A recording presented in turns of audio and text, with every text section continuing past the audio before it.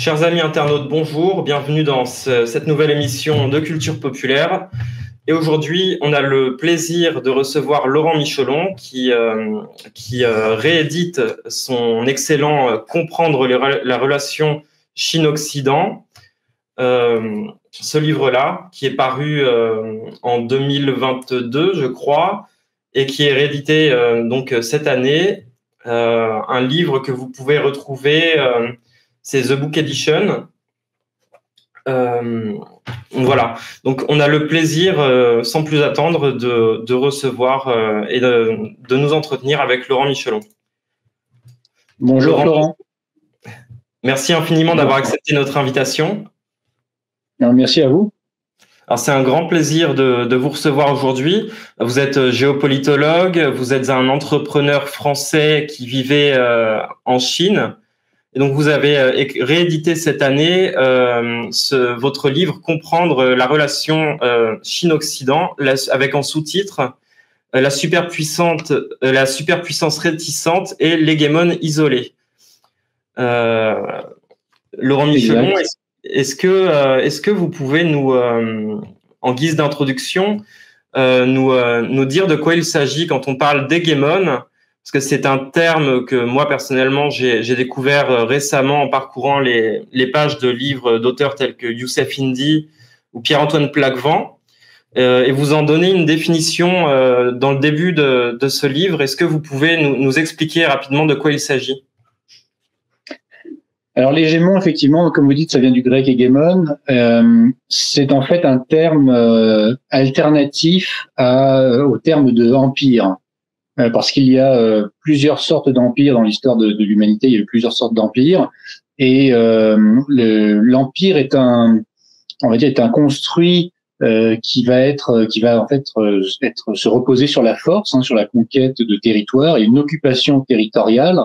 Alors que dans l'histoire de l'humanité, il y a eu des empires qui ne se développaient pas, qui ne s'étendaient pas en accaparant plus de territoire, mais en développant leur influence. Alors c'est le cas de l'hégémon. L'hégémon est une zone d'influence. Ça n'est pas c'est pas quelque chose qu'on peut colorier sur une carte comme on peut le faire pour un empire, dans le sens où ça va être en fait l'hégémon, ça va être une alliance dans laquelle il y a un empire ou un royaume qui va être prédominant et dont tous les alliés ont reconnu la précédence, la primauté au sein de cette alliance. Et donc pour garder cette alliance, on va dire agrégée, c'est l'hégémon qui va devoir éditer les lois, être l'architecte du cadre légal, du cadre sécuritaire. Et donc, si on prend un exemple le plus récent, c'est justement l'hégémon anglo-américain qui s'étend en fait sur tout l'Occident et qui, depuis 1945, en fait, édite les lois, ce qu'ils appellent l'ordre basé sur des lois, qui sont en fait le cadre. Alors, ça a commencé avec le cadre des relations internationales du XXe siècle en 1945 avec les institutions de Bretton Woods, et puis petit à petit avec les évolutions d'un empire américain à un hégémon anglo-américain, c'est devenu un ordre basé sur des lois. Voilà, c'est vraiment ce qu'il faut retenir, c'est qu'un empire peut être hégémonique, un hégémon peut être impérial. Et puis, dans le cas des États-Unis, les États-Unis sont passés d'une situation d'empire au XIXe siècle, quand ils se sont étendus vers l'Ouest. Les États-Unis ont conquis une partie du Mexique. Les États-Unis ont fait la guerre contre l'Espagne, donc ils ont pris les Philippines. Ils ont occupé toutes les îles du Pacifique. Donc ça, c'était, on va dire, la phase impériale où il y a vraiment une saisie de territoire. Et puis, après 1945, les États-Unis sont passés dans une situation hégémonique impériale, avec la dissémination de plus de 800 bases militaires dans le monde. Donc, ce qui fait qu'il n'y a pas une occupation, il n'y a pas une annexation de territoire, mais il y a quand même un contrôle, on va dire de loin, fait par des bases militaires un peu partout dans le monde, plus, comme je disais, le développement d'un cadre légal et d'un cadre sécuritaire par des institutions auquel tous les États qui sont vassalisés en fait à l'hégémon adhèrent. Très bien. Alors un de ces bras armés justement, c'est l'OTAN. Et en Occident, on a souvent tendance à faire l'erreur de penser que les BRICS seraient un OTAN en miroir, un OTAN bis. Est-ce qu'on peut rapidement faire un comparatif entre l'OTAN et son fonctionnement et les BRICS?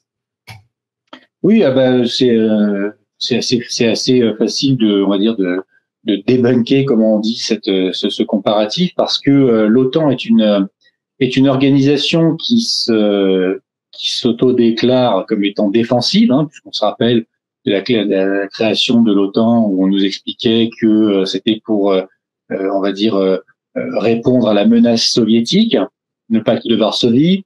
Et puis très rapidement, au moment où le pacte de Varsovie s'est dissolu, avec la fin de l'URSS, l'OTAN n'a pas disparu comme il aurait dû le faire, puisqu'il n'y avait plus de menace soviétique, mais au contraire, cette alliance s'est étendue au reste à l'Europe de l'Est.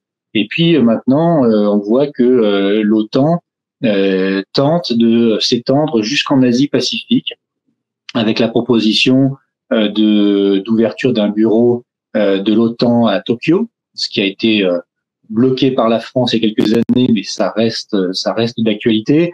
Le Premier ministre japonais actuel a déclaré que ça l'intéressait, et pas plus tard qu'avant-hier, je crois, il y a eu un appel entre Donald Trump et le Premier ministre japonais, et ils ont décidé d'inclure les îles Senkaku, donc Diaoyutai en chinois, des îles qui sont contestées entre la Chine et le Japon, de les inclure dans l'OTAN. Il y a des îles qui sont donc dans le Pacifique, une partie des îles qui sont, on va dire, réclamées aussi bien par le Japon que par la Chine, qui vont être inclus dans l'OTAN. C'est une provocation supplémentaire envers la Chine. Donc voilà, pour l'OTAN, c'est vraiment une alliance qui se dit défensive, mais qui est en réalité offensive, qui est en fait un instrument de conquête, on va dire, du monde qui n'est pas soumis à l'hégémon anglo-américain. Alors il faut voir que l'UE est également fait partie de cette stratégie d'influence dans le monde entier, l'UE étant le bras économique et l'OTAN étant le bras militaire. Le pacte de Varsovie qui a disparu, lui, était vraiment, on va dire, le pendant de l'OTAN, mais dire que les BRICS maintenant sont une espèce de nouvelle OTAN, c'est faire un procès d'intention aux pays qui ont fondé les BRICS, donc à savoir la Chine, le Brésil, la Russie, l'Inde et un peu plus tard l'Afrique du Sud, sachant qu'en plus on va dire, ça n'est pas une alliance, c'est une institution, c'est un groupement très informel qui n'a pas de secrétariat. C'est très différent de l'ONU, c'est très différent de l'OTAN, et ça n'a aucune dimension militaire. Si on voulait faire un parallèle, ce serait mieux de le faire avec l'Organisation de coopération de Shanghai, qui pour le coup était une organisation sécuritaire dès sa formation et qui ensuite s'est ouverte à d'autres questions, notamment économiques et culturelles. Mais les BRICS, il n'a pas lieu de dire que c'est une alliance. Effectivement, les médias occidentaux qui cherchent toujours à faire peur à la population nous disent que c'est une alliance ça n'en est pas une, mais ils le décrivent comme une alliance tournée contre l'Occident, qu'elle a un objectif de dédollariser l'économie mondiale. Il faut savoir que sur ces deux points-là, on est dans le mensonge le plus total. Ça n'est pas une alliance dans le sens où il n'y a pas d'article 5 comme dans l'OTAN qui obligerait en cas d'agression militaire à ce que tous les membres se joignent contre l'agresseur. Ça n'est pas non plus un objectif de dédollarisation, parce que il faut bien voir que la banque des BRICS, qui s'appelle la NED, qui est basée à Shanghai, travaille toujours, octroie des prêts en dollars US, donc il n'y a pas d'objectif de dédollarisation. Il n'y a pas non plus d'objectif de créer une monnaie commune aux BRICS. C'est quelque chose qui a été inventé et avancé par les médias occidentaux, mais ça n'est pas d'actualité au sein des BRICS. Et même si ça l'était, ça prendrait des décennies pour être mis en place. Donc il faut vraiment voir les BRICS comme une alliance, une alliance informelle, une alternative en fait. C'est comme ça qu'il faut le voir, une alternative aux institutions de Bretton Woods, qui ont été créées en 1945, qui ont été créées par l'Occident, pour le bénéfice de l'Occident, et qui, avec l'évolution du monde, ne représentent plus en fait le monde. Elles ne représentent les institutions de Bretton Woods ne représentent plus que le milliard doré en fait. L'Occident, le reste du monde, le Sud global, n'est absolument pas pris en compte. On voit que la Chine essaie de réformer le Conseil de sécurité de l'ONU en lui faisant inclure d'autres membres du Sud global, des pays comme le Nigeria, comme le Brésil, comme l'Inde ou des choses comme ça. Et que c'est systématiquement refusé par les pays occidentaux qui proposent d'élargir le Conseil de sécurité à l'Allemagne, le Japon ou la Corée du Sud, ce qui reste de toute façon des États vassalisés aux États-Unis. Donc voilà pour les BRICS. Il faut vraiment pas voir ça comme une entreprise anti-occidentale. Il s'agit d'une alternative au système de Bretton Woods, auquel les pays occidentaux sont les bienvenus s'ils le souhaitent. On voit que dans certains pays occidentaux, il y a un débat, il y a des partis politiques qui parlent, notamment en Autriche, je crois qu'il y en a en France aussi, où on dit ça serait bénéfique à la France de rejoindre les BRICS. Bon, c'est un débat, mais ça n'est pas une alliance militaire tournée contre l'Occident. La meilleure preuve que les BRICS ne sont pas une alliance militaire, c'est qu'il existe des antagonismes entre membres des BRICS. Il suffit de regarder l'Iran et l'Arabie Saoudite, par exemple, ou la Chine et l'Inde, qui, sans être en guerre, sont plus ou moins antagonistes. Ça coupe court, je pense, à ce fantasme de BRICS comme alliance militaire. Alors, absolument. Toujours est-il que l'Occident, à travers l'OTAN, mais à travers un soft power et à travers différentes tentatives de déstabilisation des pays du Sud global, des membres des BRICS et a fortiori de la Chine, essaye par différents moyens, dont des tentatives de révolution colorée, de déstabiliser la Chine.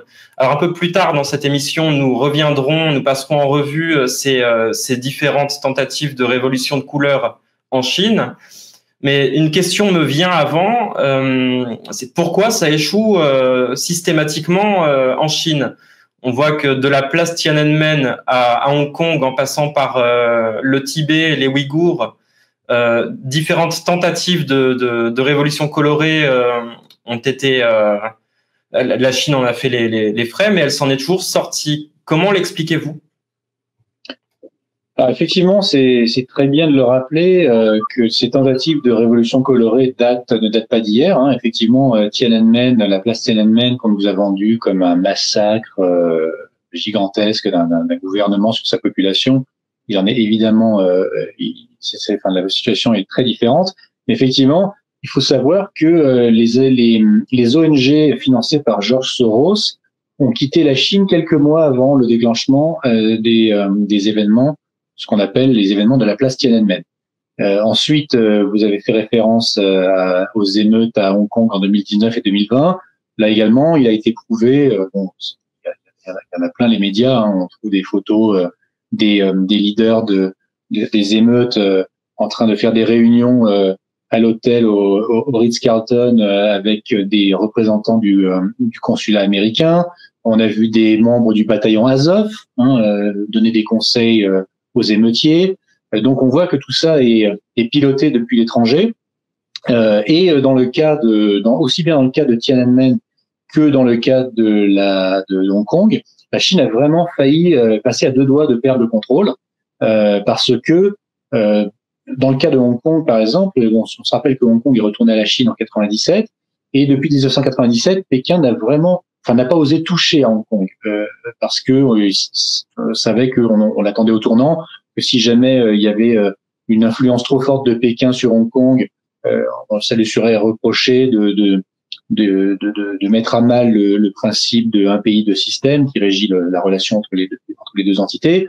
Donc Pékin n'a rien fait et pendant ce temps-là, l'hégémon anglo-américain, lui, n'est pas resté les bras croisés et justement par le biais de l'USAID, de la National Endowment for Democracy, qui sont vraiment d'actualité en ce moment, aussi bien du côté des ONG que du côté médiatique, on voit qu'il y a vraiment eu un travail de fond qui a été fait pour essayer de de découpler en fait Hong Kong de la Chine, ou d'expliquer aux Hongkongais qu'ils étaient différents des Chinois, supérieurs aux Chinois, ce dont malheureusement beaucoup d'entre eux ont fini par croire, et ça a rendu le retour à la réalité très très dur, ce qui explique les émeutes de 2019 et 2020. Donc effectivement, une grande présence des entités étrangères. Et la raison pour laquelle la Chine a pu, aussi bien Hong Kong, Tiananmen que le Xinjiang et le Tibet, a pu se prémunir parfois à la dernière minute de ces tentatives de changement de régime, c'est parce que la Chine, en fait, elle tient à sa souveraineté, et elle est capable de défendre sa souveraineté, ce que j'appelle une souveraineté holistique, à 360 degrés. C'est pas uniquement de garantir la sécurité de ses frontières, mais c'est également une souveraineté financière, une souveraineté alimentaire, une souveraineté technologique, le contrôle de l'Internet et des choses comme ça lui ont permis de rester relativement isolé des tentatives de subversion qui venaient de l'étranger. Et c'est quelque chose qu'on a du mal à comprendre en Occident, parce qu'on a l'impression qu'un pays qui fait tout, qui met tout en œuvre pour protéger sa souveraineté, c'est forcément un pays autoritaire. Mais il faut un certain degré d'autoritarisme pour justement résister à l'envahisseur, et c'est ce que la Chine n'hésite pas à faire, et c'est constamment, on va dire, déformé dans les médias occidentaux, où on nous explique que c'est un assaut sur les libertés individuelles et des choses comme ça.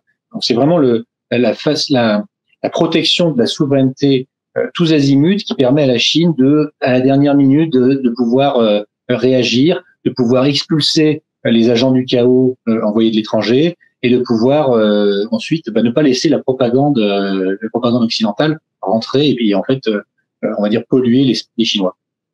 Alors, perte de souveraineté égale perte d'influence. On en sait quelque chose en Europe occidentale. Qui sont les interlocuteurs de la Chine aujourd'hui? Les interlocuteurs dans quel domaine?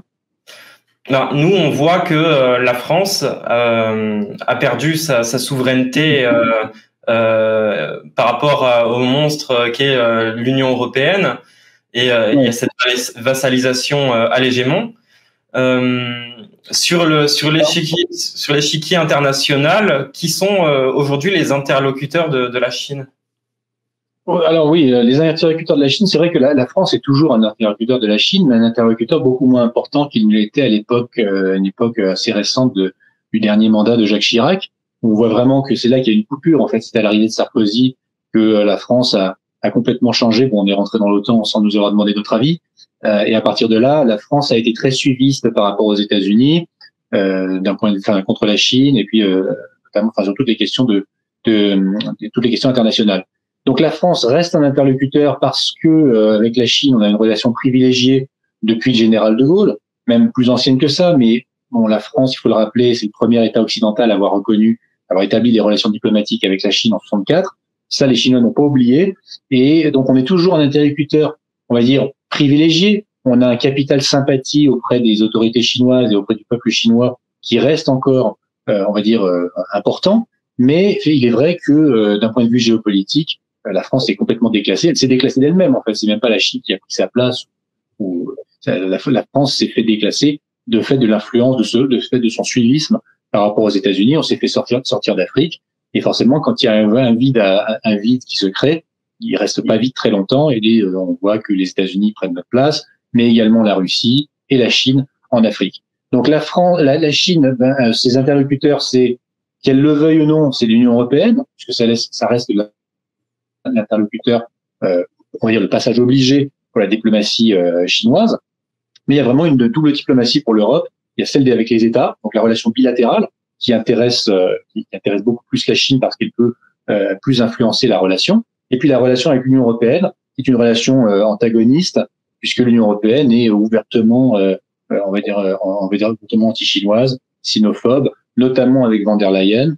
Mais pas seulement. On voit que la diplomatie de l'Union européenne est très agressive, à la limite de l'hystérie parfois avec la Chine. Et puis, effectivement, les États-Unis restent un interlocuteur majeur. Et maintenant, les nouveaux acteurs du Sud global, les pays du Golfe, l'Arabie Saoudite, le Qatar, et puis certains États de l'Amérique latine, qui, du fait de l'appartenance aux BRICS, deviennent des interlocuteurs privilégiés.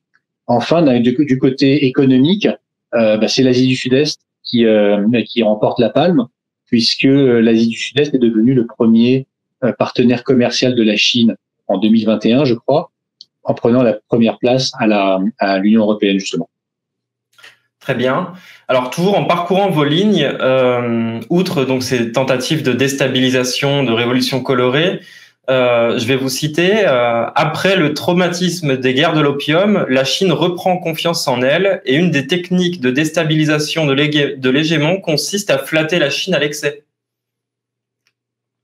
Oui, effectivement, on voit beaucoup dans les chancelleries, on le voit parfois dans certains articles de presse. On entend parler de la Chine comme étant un État surpuissant, une superpuissance, retour à la place numéro 1, parce qu'il faut rappeler que la Chine au XVIIIe siècle était la première puissance économique mondiale. Elle a perdu, qu'elle a perdu avec les guerres de l'opium et les traités inégaux derrière. Mais la Chine est en train de retrouver cette place.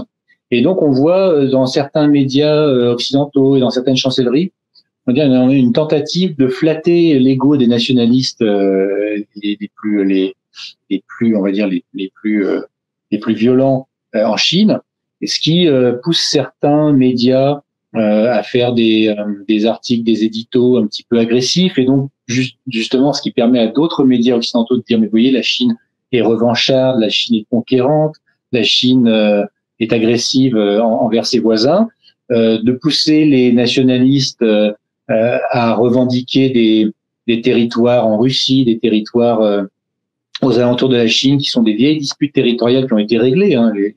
Les derniers présidents depuis Deng Xiaoping ont dit que les querelles territoriales avec la Russie, par exemple, étaient réglées et enterrées une fois pour toutes. Mais on voit que justement, on essaie, certains on va dire commentateurs, certains journalistes essayent de pousser en fait la Chine à la faute en alimentant, en la flattant, on va dire en flattant son nationalisme.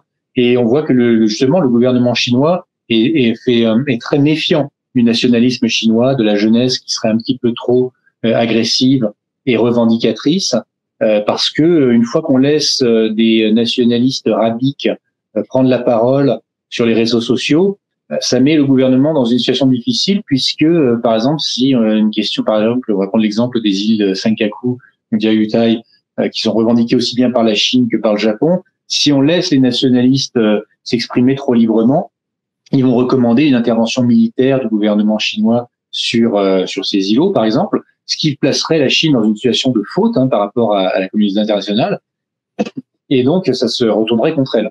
Donc c'est tout ce que j'explique dans mon ouvrage sur le chapitre de la voie médiane, puisque la diplomatie chinoise est basée sur ce principe-là, qui veut que la positionnement aussi bien individuel qu'au niveau d'un pays doit rester éloigné des extrêmes le plus possible.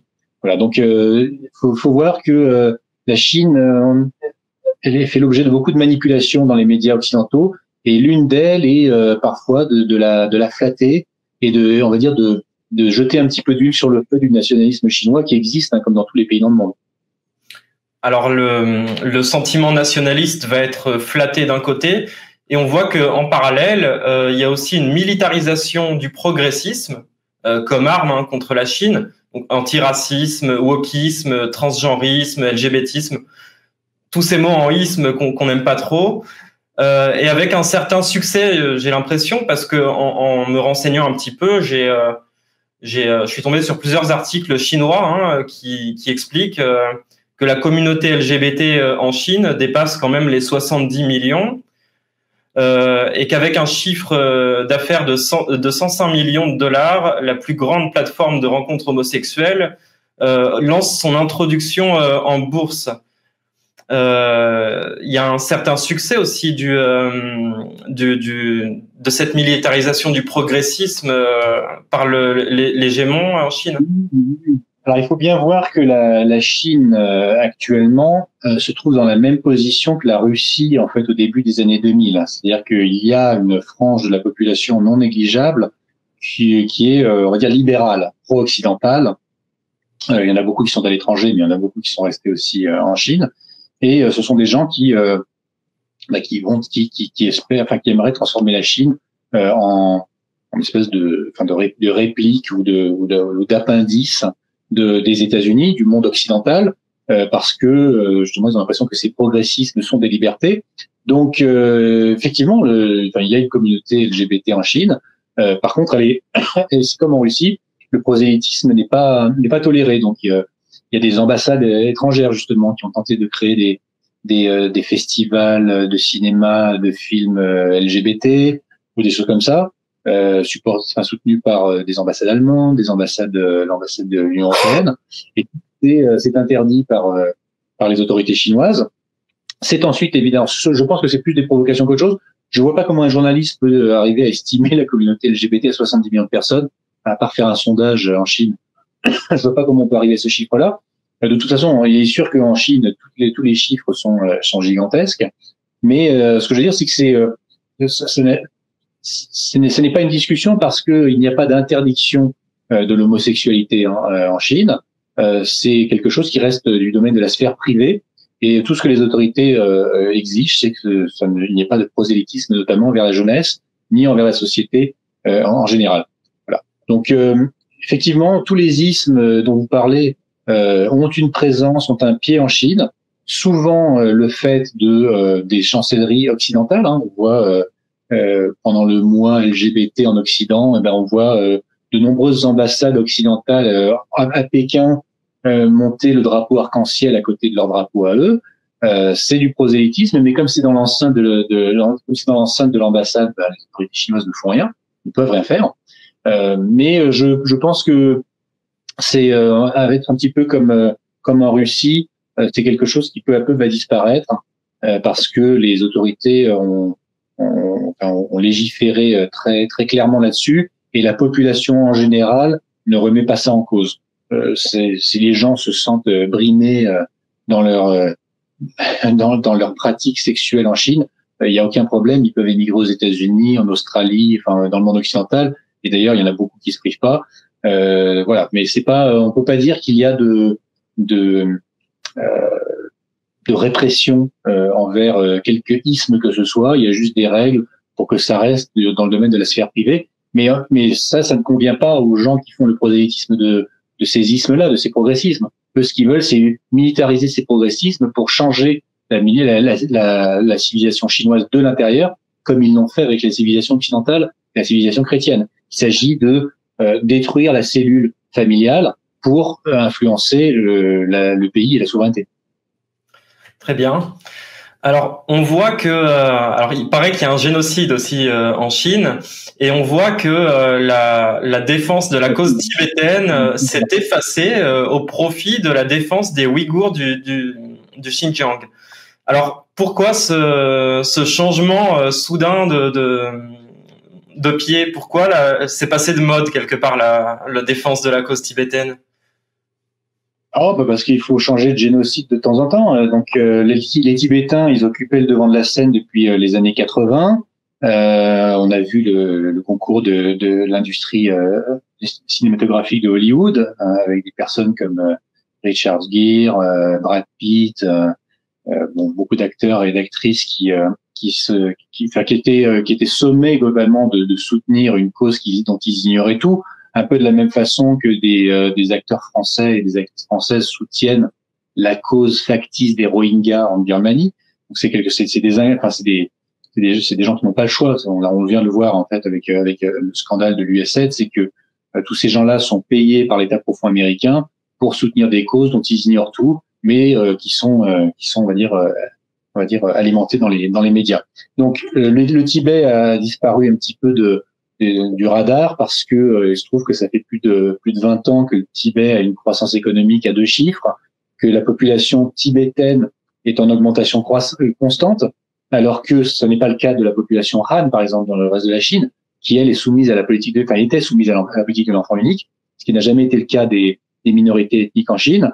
Donc au bout d'un moment, il y a une espèce de fatigue de la population occidentale à voir toujours les mêmes rengaines, et puis sans avoir aucune preuve de génocide quel qu'il soit. Il faut bien voir que la rhétorique est absolument la même au Tibet qu'au Xinjiang, c'est qu'on commence en disant qu'il y a un génocide, puis après, quand on voit que la population est en croissance perpétuelle depuis 30 ans, on peut plus parler de génocide, donc on parle de génocide culturel, et puis quand on va sur place et qu'on se rend compte qu'il n'y a pas de génocide culturel et qu'au contraire, la culture locale est mise en valeur par les autorités, alors on parle d'autre chose, on dit ils peuvent pas apprendre leur langue, et puis une fois qu'on va dans les écoles et qu'on se rend compte que l'éducation est bilingue, on passe à autre chose. Enfin bon, c'est le même modèle de diabolisation de la Chine.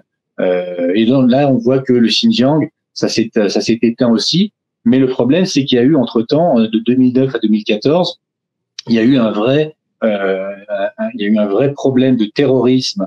Alors, qui était labellisé musulman par les médias occidentaux, qui en réalité était en fait purement des pauvres paysans radicalisés du fait de la proximité du Xinjiang avec l'Afghanistan et l'Ouzbékistan.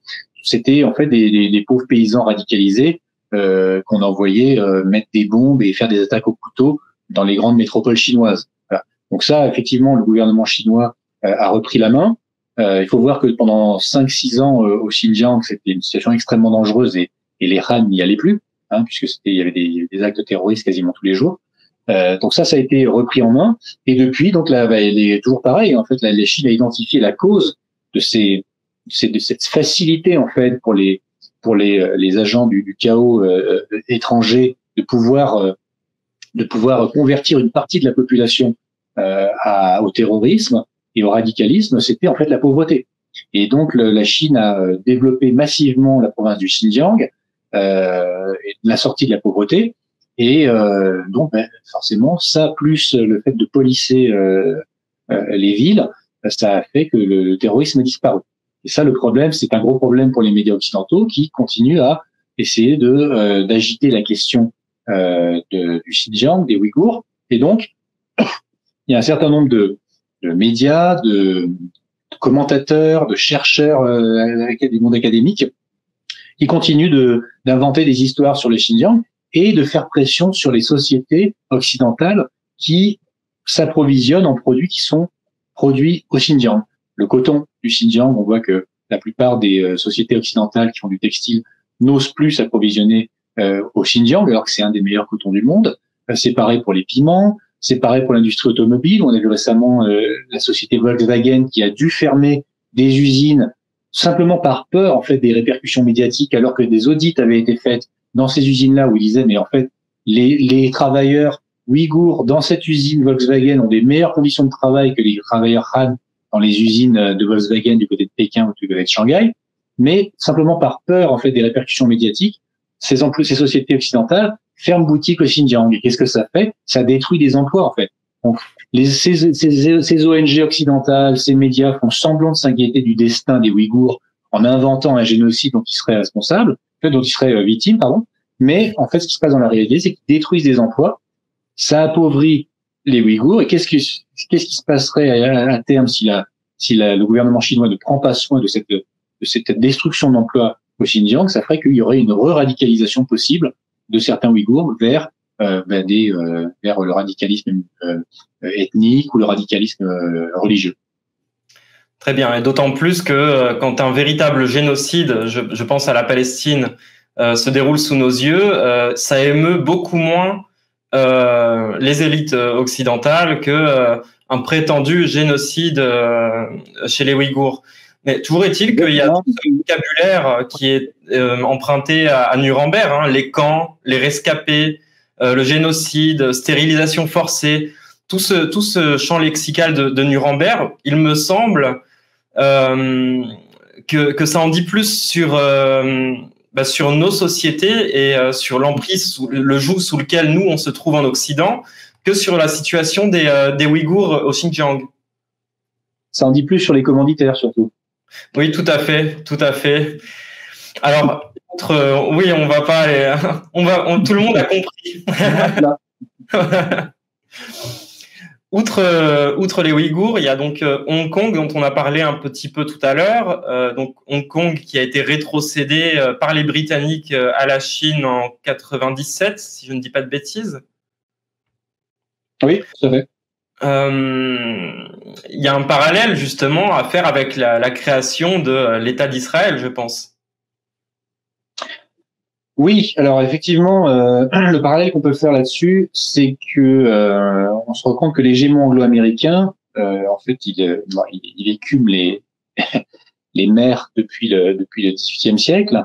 A créé des colonies un petit peu partout, en Inde, en Chine, il y avait des enclaves en Indonésie, en Afrique évidemment.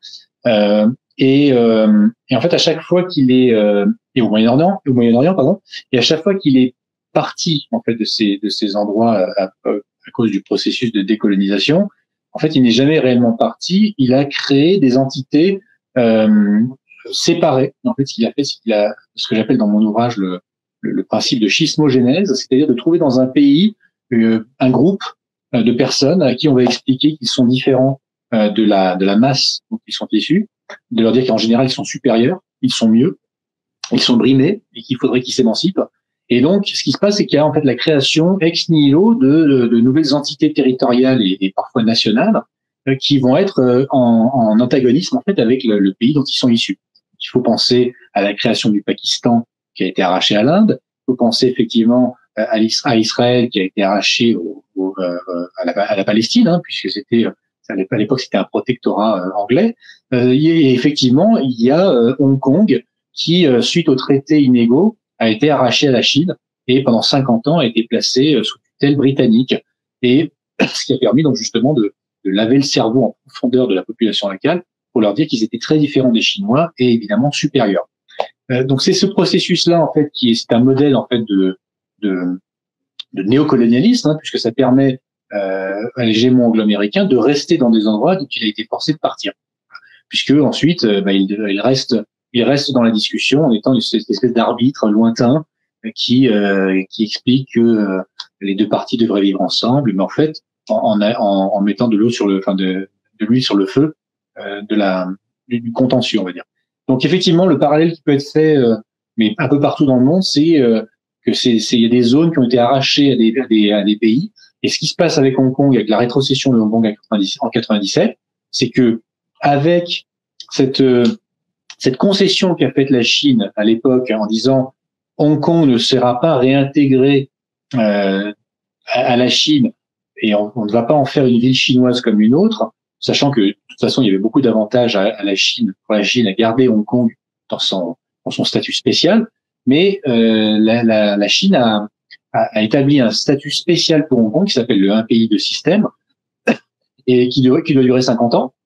Donc une espèce de transition de 50 ans pendant laquelle Hong Kong a un statut spécial par rapport à la Chine, et ça on le voit dans la vie de tous les jours. Les Hongkongais ont plus de liberté que 97% des Asiatiques, plus de liberté que même les Singapouriens, et à peu près autant de liberté que les Japonais en termes d'accès à l'information, de liberté d'expression, c'est vraiment un endroit qui est privilégié dans toute l'Asie, mais malgré ça, le processus de schismogénèse qui a commencé il y a très longtemps, mais qui s'est amplifié en 1997 parce que, comme j'expliquais tout à l'heure, la Chine n'a pas osé toucher à Hong Kong en 97. Elle n'a été obligée de le faire qu'en 2019 ou 2020, quand ça a vraiment atteint des proportions où elle était sur le point de perdre Hong Kong. Outre Hong Kong, il y a la question de Taïwan. Alors, on pourrait faire quelques petits rappels historiques sur Taïwan aussi et sur les ingérences étrangères dans ce contentieux pourtant interne à la Chine. Tout à fait. Alors, effectivement, le contentieux est interne à la Chine du point de vue de Pékin. Il faut se rappeler que l'île de Taïwan était une île qui était administrée par la Chine depuis très longtemps, hein, au moins, on va dire, à l'époque moderne, au moins depuis le 16e ou 17e siècle, bien avant, mais de façon assez informelle, justement juste par des transferts de population. Et c'est vraiment à partir du 17e siècle qu'on voit une présence impériale de l'empereur chinois à Taïwan, avec la présence de gouverneurs. Donc en 1895, avec la guerre avec le Japon, le Japon a envahi Taïwan. On a fait plus qu'une colonie, hein, on a fait un département. C'est de la même façon que l'Algérie est un département de la France, c'est pas juste une colonie. C'était pareil pour Taïwan. Taïwan était un département, une province du Japon pendant 50 ans. Et puis, à la fin de la Deuxième Guerre mondiale, quand le Japon a capitulé, les gagnants de la Seconde Guerre mondiale ont rendu en fait tous les territoires asiatiques qui avaient été envahis par le Japon. Il faut se rappeler que le Japon avait envahi toute l'Asie entre 1931 et 1945, et donc tous les territoires qui étaient occupés par d'anciennes puissances coloniales ou pas ont été rendus en fait à leur on va dire à leur propriétaire légitime. Alors Hong Kong a été rendu au Royaume-Uni. Macao et le Timor oriental ont été rendus au Portugal. L'Indochine française a été rendue à la France, mais Taïwan n'a pas été rendu à la Chine. Alors on voit bien la différence, c'est que les trois puissances qui ont récupéré leur possession, c'était des puissances occidentales, et la Chine, qui était l'homme malade de l'Asie à l'époque, on n'a pas jugé utile de lui rendre une île qui lui appartenait avant. Et donc ce qui s'est passé, c'est que dans les conférences internationales pour décider en fait de la restitution de ces territoires, il a été décidé de dire que la Taïwan n'était plus une possession japonaise, mais il n'a pas été précisé à qui allait l'administrer. En fait, il faut bien se rappeler que à l'époque, c'était avant que Chiang Kai-shek et son armée migrent à Taïwan. Donc Taïwan est devenu une espèce d'endroit qui n'avait pas de gouvernement, qui n'avait plus de gouvernement. Les Japonais n'étaient plus là, mais les Chinois n'étaient pas revenus non plus. Et donc on a donné, on a créé ce qu'on appelle, ce que d'ailleurs Kissinger appelait à l'époque, avec le ministre des Affaires étrangères de l'époque américain, Dulles, qui était l'ancien directeur de la CIA. Ils ont créé une ambiguïté constructive ou une ambiguïté stratégique. Mais ce qui est intéressant, c'est le mot constructif, c'est-à-dire que c'est une ambiguïté qui permettait en fait aux États-Unis de, en permanence, utiliser Taïwan en fait comme un caillou dans la chaussure de la Chine, en disant oui, certes, il y a une politique de la Chine unique, mais voilà, on ne dit pas qui est la Chine unique. Ça pourrait être Taïwan ou ça pourrait être la Chine. Bon, je vais vraiment raccourcir parce que c'est quelque chose sur lequel on pourrait faire une émission en entier. Et ce qu'il faut voir, c'est que là aussi, il y a une ambiguïté qui a été créée sur un territoire, une population qui a été prise en otage, à qui on a lavé le cerveau aussi pendant très longtemps. Alors ça n'a pas aussi bien marché à Taïwan qu'à Hong Kong parce que il n'y avait pas d'occupation militaire et pas d'administration américaine à Taïwan. Il y a eu une occupation militaire, enfin une présence militaire jusqu'en 1976, mais à partir de là, Taïwan a été, on va dire, c'est autogéré, toujours avec une très forte influence américaine. Il n'y avait pas d'administration américaine et il n'y avait plus d'armée américaine. Entre-temps, l'armée est revenue depuis quelques années, mais voilà, ce que je veux dire, c'est que en fait, c'est le même processus qui s'est passé un peu partout là où l'hégémon anglo-américain passe, mais on va dire, il y a moins de succès.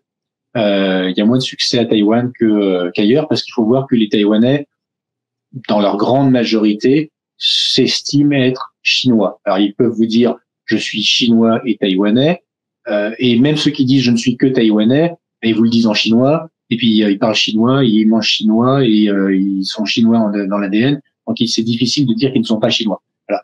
Mais ce que je veux dire, c'est que il faut voir que le même processus de schismogénèse a eu lieu à Taïwan aussi, entre Taïwan et la Chine, et que faut garder un œil là-dessus parce que, comme j'en parlais dans d'autres entrevues, il y a en ce moment un gouvernement à Taïwan qui est séparatiste, assez vocal sur la question, et il pourrait y avoir une déclaration de loi martiale pour déclarer l'indépendance, un petit peu de la même façon que ce qui s'est passé en Corée du Sud récemment, où le président a déclaré la loi martiale dans son pays pour se débarrasser de l'opposition qui n'allait pas dans son sens. C'est quelque chose qui pourrait se passer à Taïwan cette année ou l'année prochaine.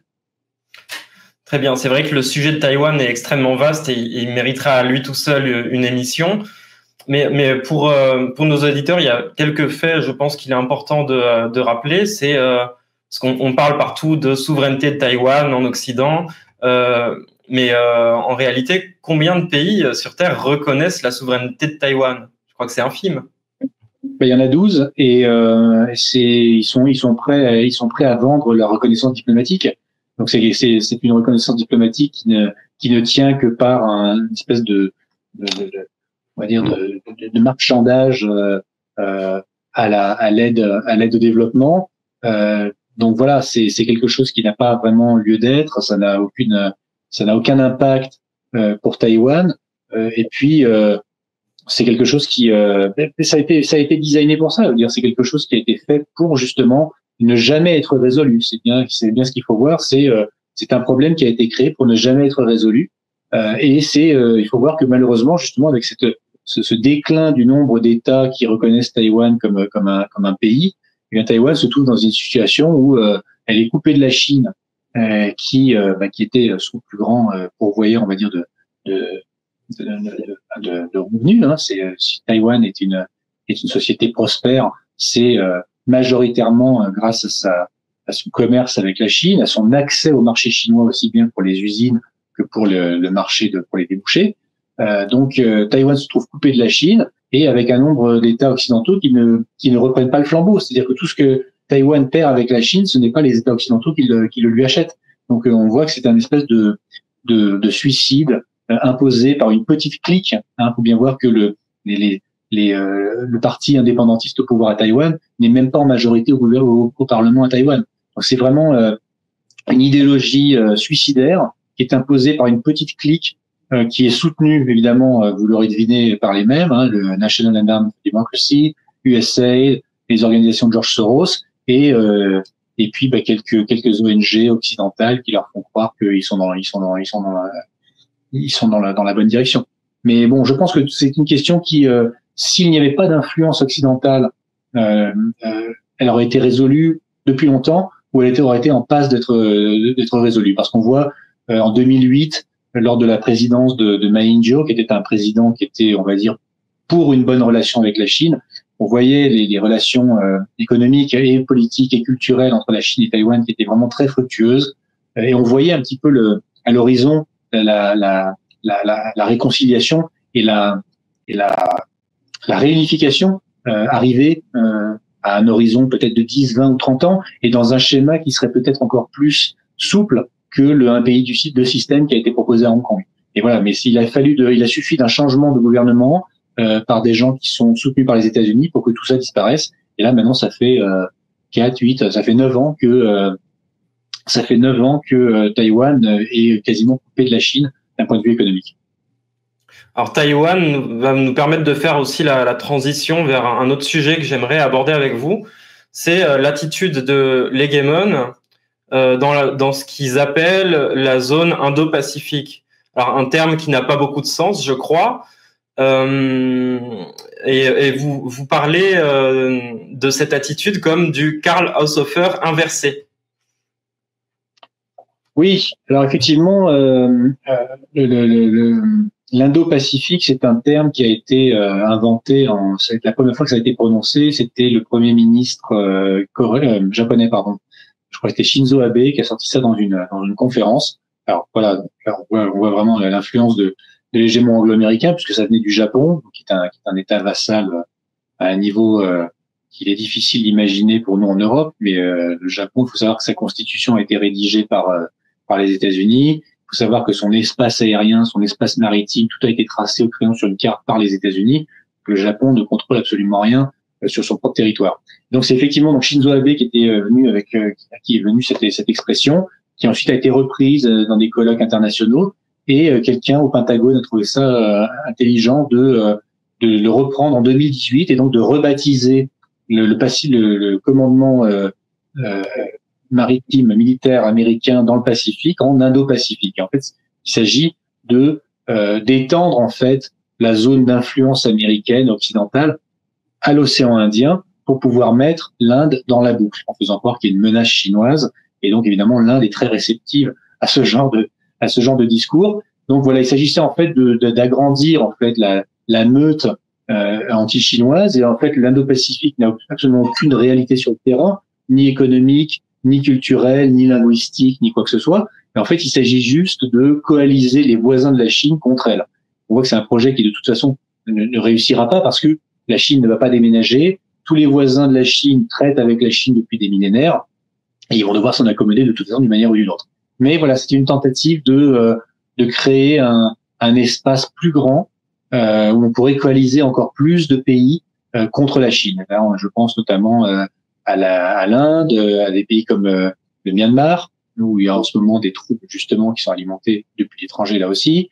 et puis l'Asie du Sud-Est. En fait, il s'agit de l'Asie du Sud-Est qui est en fait une espèce d'arrière-cour économique et culturelle naturelle à la Chine, et l'ASEAN étant plutôt pro-chinoise par pragmatisme, il s'agissait là de faire entrer tous ces pays dans une espèce d'alliance, là encore, une espèce d'alliance artificielle tournée contre la Chine. Une des parades à l'attitude de l'hégémon en Indo-Pacifique, dans ce qu'ils appellent l'Indo-Pacifique, ça a été la création des nouvelles routes de la soie. Alors c'est un volet important, et j'aimerais bien qu'on aborde cette question des routes de la soie à travers le concept géopolitique de Mackinder.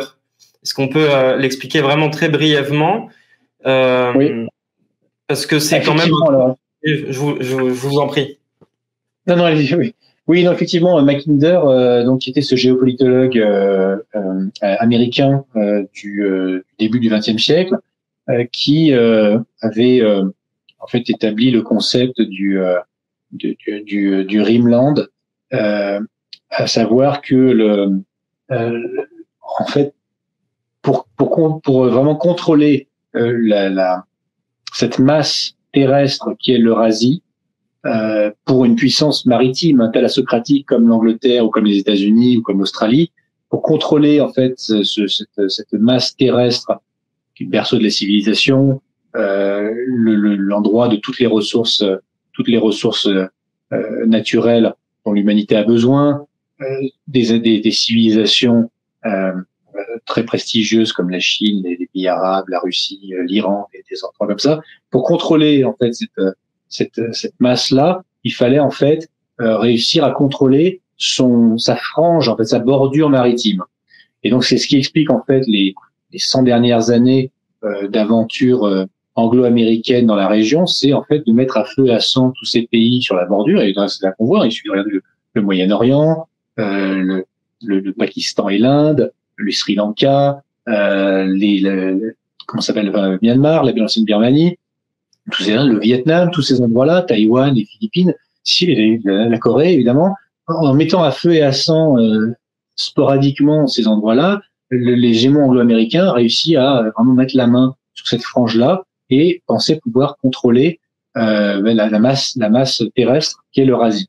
Alors la Chine, voyant qu'elle était après son développement économique, de voir qu'elle était en fait contrainte à rester en fait dans la mer de Chine du Sud, puisqu'elle pourrait lui être fermée si la Corée du Sud, le Japon, Taïwan, les Philippines et Singapour se coalisaient en fait sous tutelle américaine, avec tout le soutien militaire américain qu'on connaît.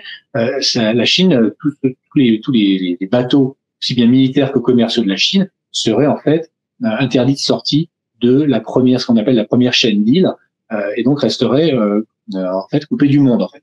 Donc la Chine a développé avec les nouvelles routes de la soie une alternative, là encore, une alternative terrestre, ferroviaire, maritime parfois par la voie maritime du Nord, donc en passant par le pôle, pour justement avoir accès, et puis aussi également donc par la voie terrestre, c'est-à-dire en fait rentrer directement sur l'océan Indien, avec en développant des routes et des chemins de fer et des pipelines vers le Cambodge, vers la Birmanie, vers le Pakistan, vers l'Afghanistan. Et il s'agit de contourner en fait ce blocus potentiel en mer de Chine du Sud. Voilà. Donc c'est la raison d'être au départ des nouvelles routes de la soie, et le pendant, on va dire, économique des nouvelles routes de la soie, parce que là on parlait plus de géopolitique.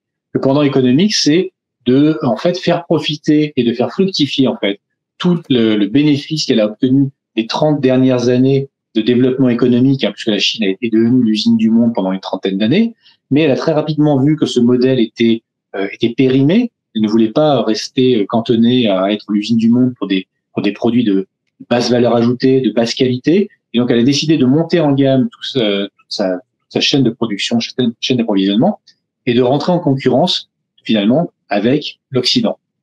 Et à partir de là, il a fallu donc avec tous les bénéfices qu'elle a engrangés pendant ces 30 années-là, elle se voyait arriver en fait un terme à cette période de vache grasse, Et donc, pour faire fructifier tout ça, elle a décidé d'aller en fait investir dans les pays environnants le long des nouvelles routes de la soie, c'est-à-dire en fait d'aller en fait faire développer les réseaux ferroviaires, développer les installations portuaires, développer les systèmes logistiques vers tous les pays sous-développés ou moins développés qu'elle aux alentours, et ça jusqu'aux portes de l'Europe, hein, jusqu'à l'Europe, jusqu'en Amérique du Sud, voilà, pour vraiment en fait mettre en réseau en fait tous les pays en développement dans le monde avec elle. Voilà. Et ça, c'est un projet qui fait beaucoup peur à l'hégémon anglo-américain, puisque ça permet à la Chine de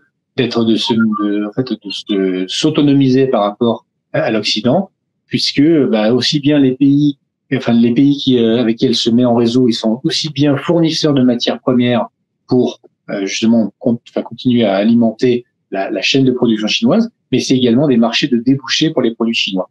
Et donc, la Chine, c'est ce qu'elle est en train de faire, est en train de, on va dire, pas de s'autonomiser complètement d'Occident, mais de réduire sa dépendance par rapport à l'Occident. Ça, c'est quelque chose qui, évidemment, n'est pas accepté à Washington.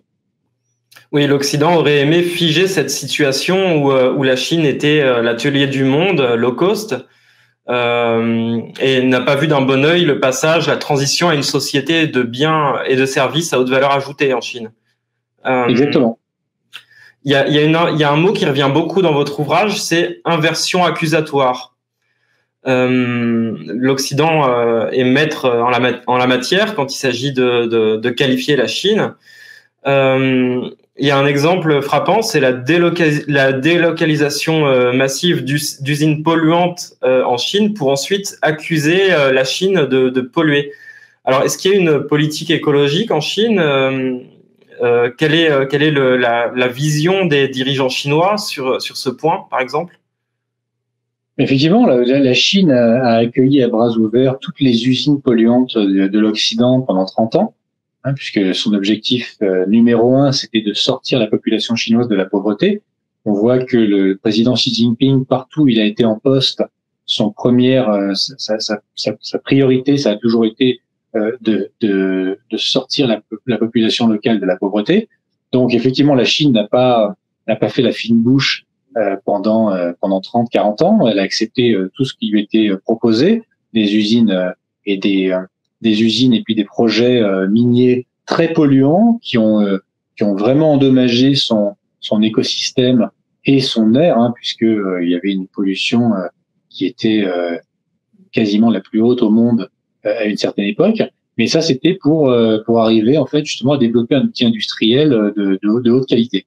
Alors maintenant que cette période est terminée, effectivement, elle est attaquée par l'Occident qui lui reproche sa pollution sans faire le rapprochement avec le fait que ce qui pollue, c'est les usines occidentales qui ont été transférées en Chine.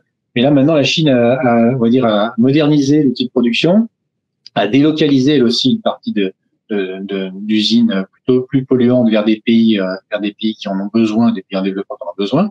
Et donc le problème de la pollution est en passe d'être réglé en Chine. Il faut voir que la Chine est, on va dire, leader mondial dans l'utilisation des énergies renouvelables. Il faut voir que le parc éolien, le parc solaire, le parc nucléaire en Chine sont vraiment en train de prendre le dessus sur toutes les énergies fossiles.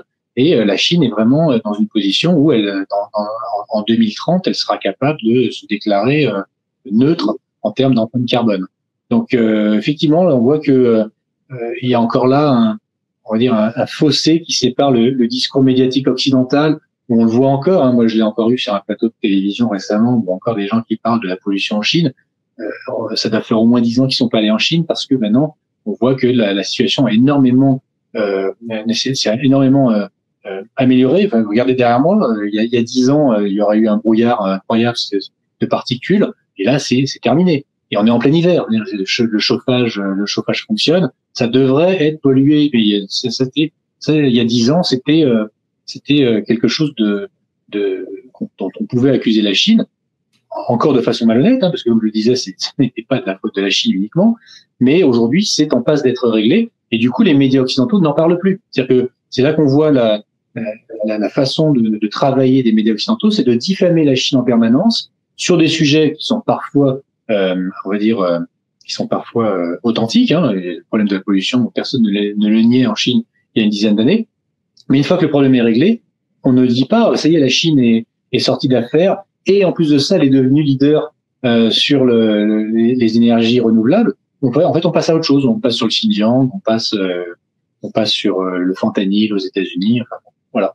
Chers amis, cet entretien est terminé.